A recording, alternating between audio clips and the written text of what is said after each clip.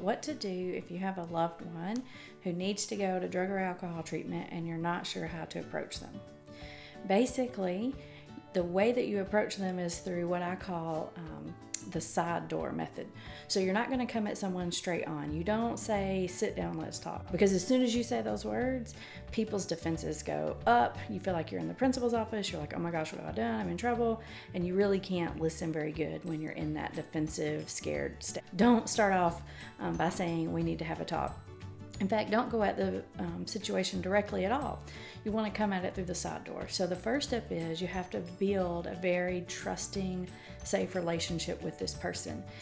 If the relationship is such that it's pretty rocky lately, or that you've been on their case, or you've been arguing a lot, you're really not going to have any influence with this person because they've already tuned you out. They don't feel safe with you. They're not going to trust what you have to say, and they don't care about your opinion. So you might be starting from negative ground. If you're starting from negative ground with this person, then you're going to have to build a better, more positive relationship with them. You do this by listening to them, not arguing with them, empathizing with them, and find out what their motivations are.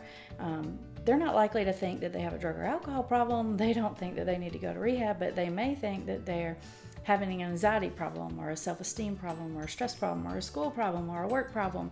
And you can join with them on that issue. And it's also a great avenue that you can use to say, hey, I think it'd be good if you went to talk to someone about that. You know, you're super stressed, and since your mom passed away, you don't go out as much, or you're grieving, or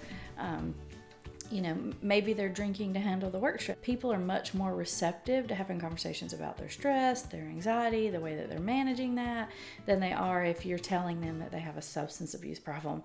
Pretty much if you go straight at someone with that, they're going to shut the door down on you. In fact, I don't even do that. Like, even if my clients ask me, do you think I'm an addict or an alcoholic? I do not say what I think. I say, I don't know. Let me get out the big DSM. That's our diagnostic manual. And I'll say, I'll read you the criteria, you tell me. And I read them the criteria, and I say, count them up on your fingers. I have a whole other video about that you can watch if you want, of me doing that.